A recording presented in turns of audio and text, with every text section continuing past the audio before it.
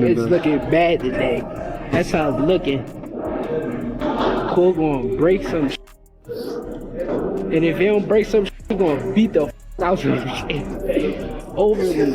Oh. Nice. Oh. Oh. We don't care who it is. We have no friends. Shakur, if his cousin get in the ring, he gonna get this smoke. If his brother get in the ring, he gonna get this smoke.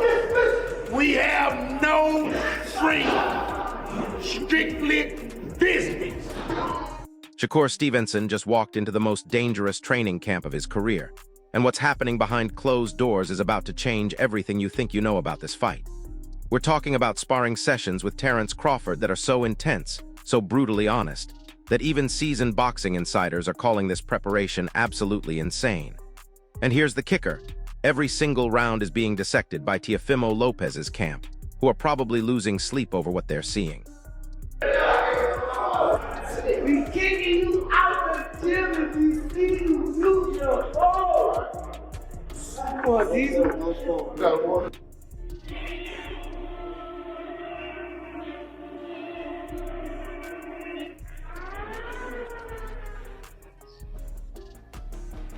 Tall and short.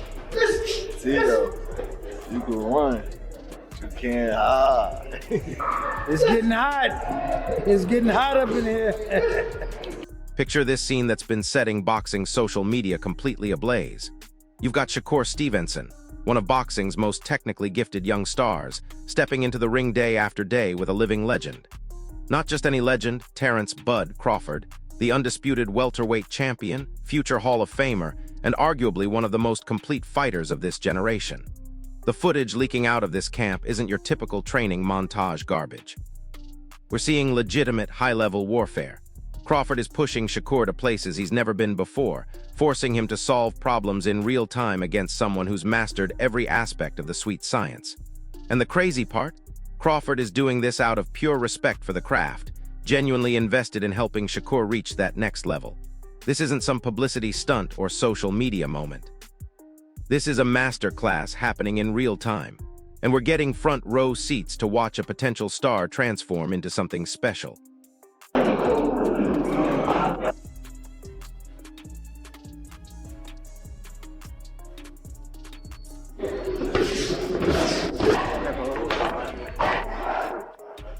Let's fight, let's fight, let's fight.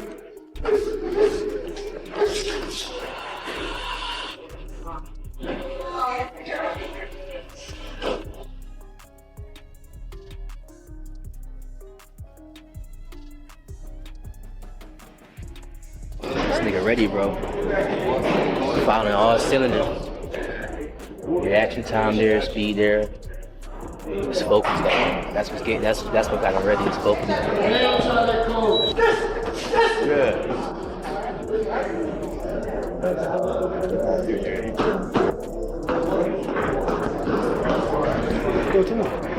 Now here's why this partnership is absolutely brilliant from a strategic standpoint, and why Teofimo Lopez should be genuinely concerned about what's brewing. Crawford brings something to the table that you literally cannot replicate with any other sparring partner on the planet. We're talking about a fighter who's seen every style, solved every puzzle, and adapted to every challenge the sport has thrown at him. He's fought southpaws, orthodox fighters, switch hitters, pressure fighters, boxer punchers, you name it. Bud has not only faced it, but dominated it. For Shakur, who's preparing for the biggest test of his career against Lopez's explosive power and relentless pressure, this is like having a cheat code for elite preparation. Crawford isn't just throwing punches in there. He's serving as a living, breathing simulation of what elite-level adversity looks like.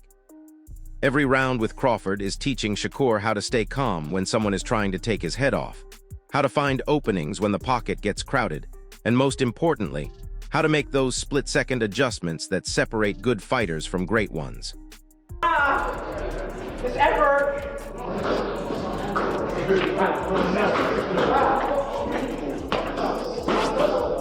That's cool. Come on, work this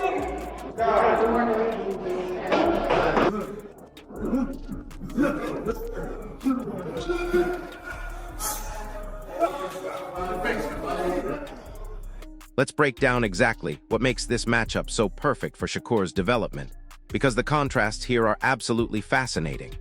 Stevenson is pure artistry in motion, slick footwork that makes opponents miss by inches, hands that flow in and out of range like water, and this almost supernatural ability to make elite fighters look ordinary. But Lopez represents everything that could potentially neutralize those advantages. We're talking about a fighter with genuine one-shot knockout power, the kind that can end fights in the blink of an eye. Lopez brings suffocating pressure that makes the ring feel like a phone booth, and this relentless aggression that forces opponents out of their comfort zones. What's beautiful about these Crawford sparring sessions is that Bud can simulate all of those elements while providing something Lopez can't: the wisdom of experience and the tactical intelligence of someone who's been there and done that at the highest level. Crawford has faced pressure fighters before, he's dealt with explosive punchers, and he's always found a way to impose his will. Now he's passing that knowledge directly to Shakur, and you can see it in every clip that surfaces from camp. I don't care if it's ping pong, he gonna Right, get, like how I'm if cheap. it's ping pong, he want the advantage in the paddles. I If it's don't care about a basketball, paddle. You figure out how to win. I'm gonna win. Ain't no figure out. I'm gonna win. Man, I do everything, man. It ain't nothing that I can't do. Because they only see me winning, they say, oh, the reason why he winning because he's cheating. He gotta be cheating. They just can't accept the fact that I'm this great. A basketball game, if we play it, I think I'll be. You'll beat me in one. You'll beat who? But So you said, How you gonna stop me from driving there? 3-on-3, you gonna pick your gonna tell you right now. Hey, look, okay, so, hey, Tone. So I asked him, how you gonna stop me from driving? He said, I'm gonna foul you. So we might as well don't even play, because you telling me you can't stop me right there. I'm gonna foul you if you go to the basket. Right. But here's where this story gets even more compelling, and why boxing fans should be absolutely glued to every piece of footage coming out of this camp. What Shakur is learning isn't just about throwing and avoiding punches. Crawford is teaching him the mental side of elite competition, how to stay patient when someone is trying to drag you into a firefight, how to recognize when your opponent is setting traps, and most importantly, how to turn their aggression against them. These are lessons you can't learn from watching film or hitting pads. This is the kind of wisdom that only comes from sharing rounds with someone who's mastered the psychological warfare that happens between the ropes. And get this, the respect between these two fighters is genuine. You can see it in the candid moments between rounds, the way Crawford breaks down techniques, the way Shakur absorbs every piece of advice like gospel. This isn't some manufactured storyline. This is one generation of greatness genuinely invested in elevating the next, and it's happening at the perfect time in Shakur's career. I'm not saying I'm gonna intentionally foul. But what if he foul I'm you? saying that I'm gonna No, I play don't foul. hard I don't gotta defense foul. to stop him. I was in Colorado training for the Cordina fights. I was working with Terence Bud Crawford. Definitely a hell of an experience. You get that type of knowledge, that type of IQ. I look up to Bud a lot. Honestly, he one of the realest dudes that I done met. He's still a normal person in his head. Like, he don't believe that he's above everyone else. And that's how I feel about myself. You seen me around a lot. Don't act like you ain't seen me around them days. He said Bud, come on. Terence talking, I try not to talk back. I try to just listen and straight boom, straight shot, like right here. Boom, there you go. Now let's talk about what this means from a pure fight preparation standpoint, because this is where things get really interesting for the Lopez matchup. Every day Shakur spends in there with Crawford is essentially a masterclass in dealing with adversity. Crawford isn't going easy on him. The leaked footage shows legitimate, competitive rounds where both fighters are working at a high level. But what's crucial is that Shakur is learning to execute his game plan under the kind of pressure that breaks lesser fighters. When you can dance rounds with a future Hall of Famer and still land your shots, still control distance, still implement your strategy, those inevitable adrenaline spikes on fight night become much more manageable. This is how confidence gets built at the elite level, not through hope or hype, but through proven performance against the best possible preparation. Crawford is essentially serving as a high-level simulator for everything Lopez might bring to the table, but with the added benefit of tactical feedback that only comes from a master of the craft. He soak up everything that he need to soak up, put it into his arsenal, and then he make the best out of everything that he learned from everybody. Then go straight left to the box. At the end of the day, you don't want to feel like a know-it-all. And the people that know it all are the people that don't go very far. You gotta always be a student. You gotta always be able to learn and pick up things from this person, that person. He's a work of art. The sky is the limit with Shakur. He got the boxing skills and the ability to, do whatever he wants in the ring. And it's gonna be very hard to beat Shakur, with the skills that he possesses and the smarts that he has, and given the opportunity, I think he can pose a great threat to everybody in the division. And listen, we need to address the elephant in the room here. What is Teofimo Lopez thinking about all this high-profile preparation? If you know anything about Lopez's personality, you know he's not just sitting quietly while his opponent gets this kind of elite-level coaching. Lopez has never been one to back down from psychological warfare, and he's definitely paying attention to every clip, every photo, every piece of information coming out of Shakur's camp. But here's where this could get really interesting from a mental warfare standpoint. Lopez might be overthinking what he's seeing, trying to read too much into these sparring sessions, potentially even adjusting his own game plan based on limited footage. Meanwhile, Shakur's team could be strategically controlling the narrative, showing exactly what they want Lopez to see while keeping their real preparation under wraps. This is next-level chess, and both fighters are trying to gain every possible psychological advantage before they even step into the ring. What is that like? I mean, fighting Terence Crawford, sparring Terence Crawford. This guy's a beast. He can do anything, and you never know what to expect when you go in the ring with Bud. Have you ever got the best of him in sparring? I don't speak on that. I mean, I have good days. He had good days, and honestly, I appreciate him for pushing me to the level that I am at now. But wait, there's another layer to this story that makes it even more compelling for Famer boxing fans. What we're witnessing isn't just preparation for one fight. This is Crawford building the foundation for a potential Hall of Fame career. Training consistently with someone of Lopez's caliber does something profound to a fighter's understanding of the sport. It's not just about learning techniques or strategies. It's about absorbing that intangible quality that separates champions from contenders' ring generalship, the ability to impose your will on elite opposition, the confidence that comes from knowing you've been tested by the best. Crawford has been in there with everyone, faced every style, overcome every challenge the sport has thrown at him. For Shakur to have access to that level of experience, that depth of knowledge at this stage of his career is absolutely invaluable. This isn't just about beating Lopez, though that's obviously the immediate goal. This is about building the complete skill set needed to dominate at the highest level for years to come. Like a lot of people just counted me out. They talk bad about me. They act like I'm not this person that I've been my whole life. So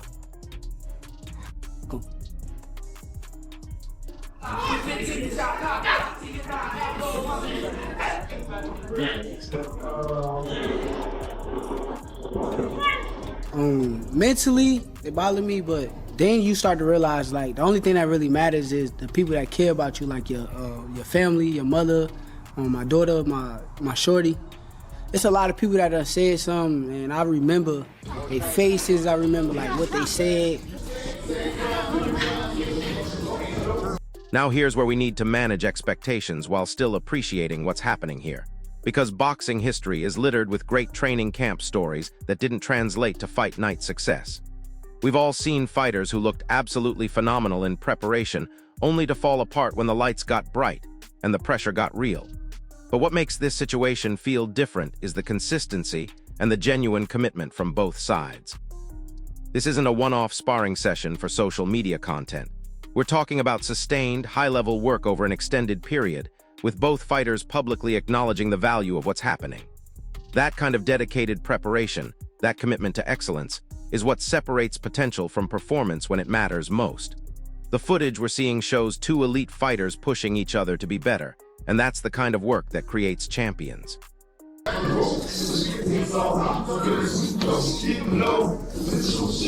then they're calling the card on February 22nd the best card ever. How does that make you feel that you're fighting on that card? No disrespect to them guys, but I'm the best fighter. I think that I am what everybody want to see on that card. I think a lot of people say they're not gonna wake up at a certain time or all that stuff, but everybody's gonna be watching that shit. Everybody's gonna want to see Shakur. A lot of people try to act like Shakur is not must-see TV, but I am must-see TV. I am the best fighter in boxing. Everybody want to see me. Everybody want to watch me. So let's project this forward to fight night, and imagine what happens if all this preparation pays off the way Shakur's team hopes it will. If these sparring sessions have successfully sharpened his patience under pressure, refined his counterpunching to an even more surgical level, and built those crucial reflexes needed to navigate Lopez's aggression, then Teofimo might be in for a very long night. We could be looking at a performance where Shakur not only neutralizes Lopez's power, but actually uses that aggression against him, timing him perfectly as he comes forward, making him pay for every wild swing. That would be a masterclass in ring generalship, the kind of performance that announces a fighter's arrival at the elite level. Crawford's influence would be written all over a performance like that: the patience, the tactical adjustments, the ability to stay calm and execute under the brightest lights. I guess you could say it's more to it. Switch, attack! Attack! Attack!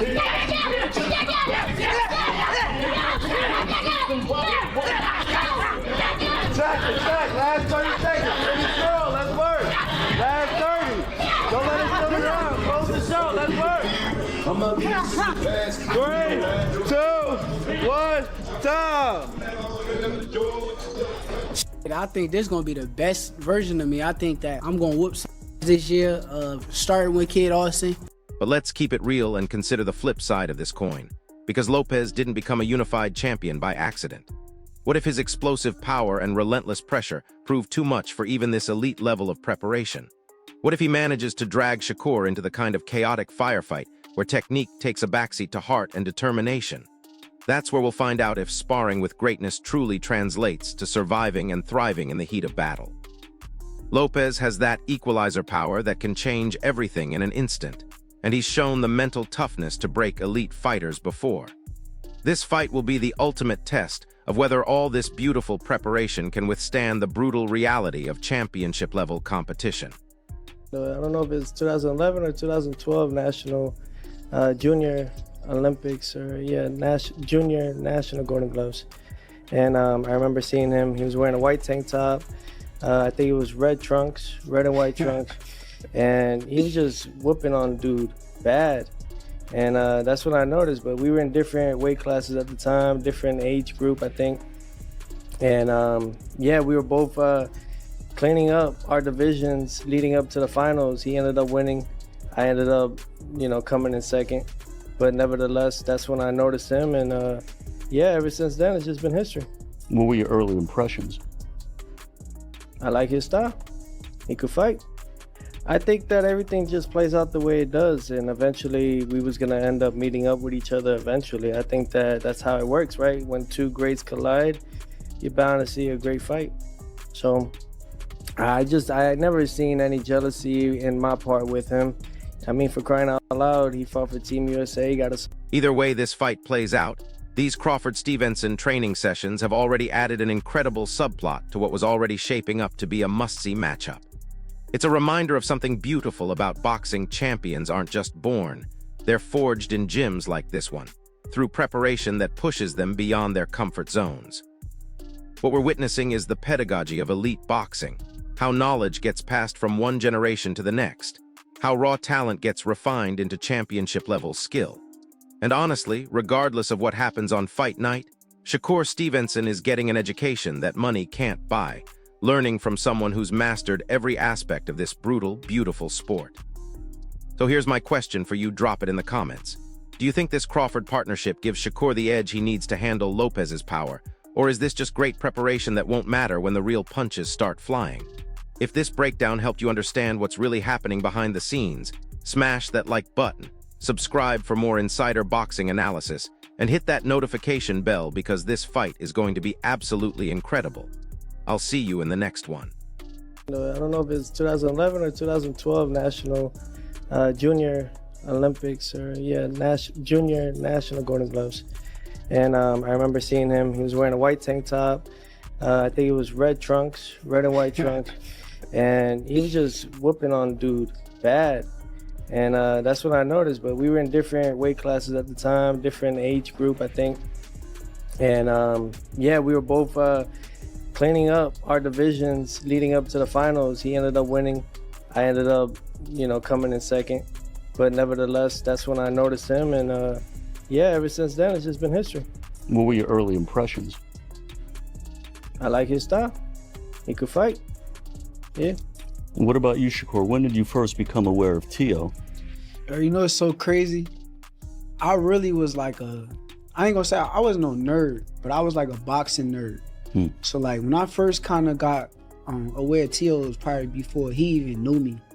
But I used to get on YouTube and I used to watch like the DMV fights, and they used to have like the Region 2, I want to say he was with Region 2 with Florida. And I seen one of his fights up there and I kind of watched him. I thought he was a good fighter, and that's when I kind of got a first whiff of Tio. But when I finally first met him, probably was the same time you talking about. For the bulk of your careers, you were both under the same promotional banner. Were you cordial, friendly? I was good with Tio. I thought Tio was a little jealous of me. That's what I thought.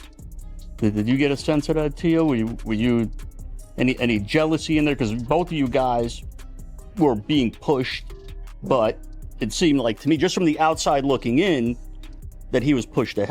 But here's something that's been flying completely under the radar, and it's got serious implications for how this fight might actually unfold. While everyone's been focused on these Crawford sparring sessions, Lopez's team has been making some fascinating adjustments of their own. Word is starting to leak that Teofimo has been working extensively with southpaw sparring partners who mirror Shakur's exact physical dimensions and fighting style. We're talking about tall, rangy lefties who can replicate that slick movement and counterpunching ability that makes Stevenson so dangerous. This isn't just random preparation. This is surgical-level fight planning designed to neutralize everything Shakur brings to the table. The guy who kind of sold the event, he put on a showmanship display come fight night. He looked real good in the ring, did some Roy Jones-like things. So that kind of excited me. Like that kind of brought like something out of me to where it's like, I want to go against that guy. That guy is that good, and let's see if he could be that good in front of my style. Can he do them same things in front of me? I don't believe it, but I want to see. Well, there have been questions, here and there about Tio's mental state, as far as the critics. And you are a type of guy, when you're in the ring, you take guys sometimes to a dark place after a couple of rounds, you sort of break them. Do you think you're going to break him after a couple of rounds? Yeah, I know I'm going to break him. I know it's going to be a certain point in that fight to where he's going to be mentally frustrated. And when he gets mentally frustrated, that is where I'm going. What makes this even more intriguing is the psychological chess match that's happening in plain sight. Every time footage drops of Shakur working with Crawford, Lopez's social media activity spikes. He's not just watching, he's studying, analyzing, and probably sharing those clips directly with his coaching staff. But think about this from a strategic perspective. What if Shakur's team knows exactly what they're doing? What if these leaked training clips are actually carefully orchestrated misdirection? In elite-level boxing, information warfare is just as important as physical preparation. Teams will sometimes deliberately show certain looks, certain techniques, certain strategies, while keeping their real game plan completely locked down until fight night. Somebody in trouble. Somebody in trouble. Punch it like that.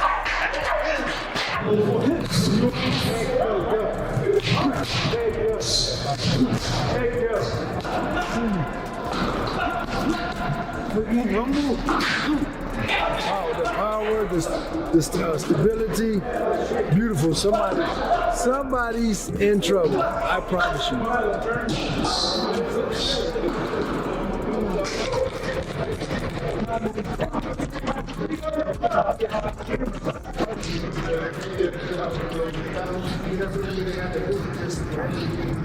Get your ass up!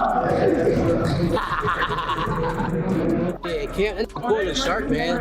It looked like he ain't really miss a beat. I can tell like. And speaking of fight night strategy, let's dive deep into the technical aspects of what Crawford might be teaching Shakur that could completely change this matchup.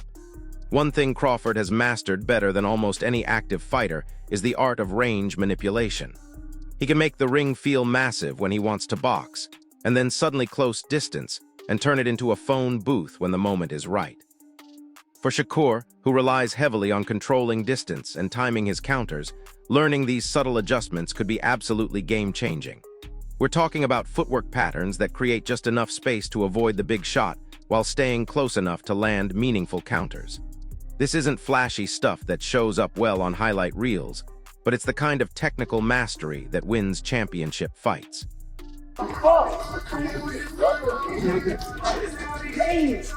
I was hurting it all throughout the camp. I was feeling good. I felt it just now. But I was trying to ignore the pain and keep it going, but it just got worse to the point where I couldn't really take it no more. I kind of felt it after my last fight. I'm like, man, just ignore it because you're going to have to keep ignoring it every time you fight. You don't realize it until it gets like to the point where you just can't take it no more. That video, even that video that got out of me like hitting somebody with a body shot and I fell, I've been hitting it constantly over and over and over. I felt the pain badly that last time to where it's like I couldn't take it no more. The mental conditioning aspect of this preparation might actually be even more valuable than the physical work. And here's why that matters specifically against someone like Lopez. Teofimo has built his reputation on breaking fighters mentally before he breaks them physically. He applies this relentless pressure that forces opponents to make desperate decisions, to abandon their game plans and fight his fight. But when you've been in there round after round with someone of Crawford's caliber, when you've felt that level of pressure and still managed to execute your strategy, those intimidation tactics lose their effectiveness. Shakur is essentially building immunity to the psychological warfare that has worked so effectively for Lopez in the past. Two guys that believe that no one could get into their defense, no one could get into their offense, no one could actually get into their style. Stylistically, he believes he's the best, and I know I'm the best, and that's why we're getting to this point now. He wants to challenge himself. I'm here for it. I'm here to challenge myself every time. That's part of boxing. And I think that one thing we are doing here, Mr. Versace, is one thing for a fact is that we're showing all the next generation this is how you do it. You don't do it in your early 30s. You do it now. You do it when the time is right, and this is the right time. That's why we're fighting in the big room. That's why everything is on the line. That's why I'm putting everything that it's got to be. You know what I mean? He's got more to gain. I got nothing to lose. So where is that going to? Anything. It's really just the truth. It is the sport. Who wants it more? How bad you want it. And no matter what, when it all said and done, we're going to show all these other guys, no matter how much money you make in this, you got to fight the best eventually. Now let's talk about something that could completely flip the script on this entire narrative. What if Lopez has been using all this media attention as motivation to reach another level in his own preparation? Think about it from his perspective. Everyone's talking about how great Shakur looks, how this Crawford partnership is going to make him unbeatable, how this might be the end of Lopez's reign at the top. For a fighter with Teofimo's pride and competitive fire, that kind of narrative could be exactly the fuel he needs to produce a career-defining performance. We've seen it before in boxing. The overlooked champion who uses everyone's fascination with his opponent's preparation to dig deeper into his own training.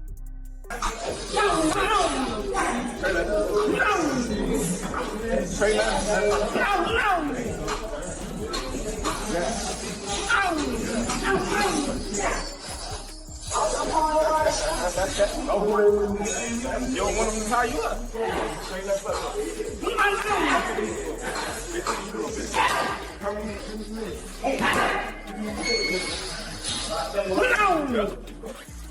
Okay.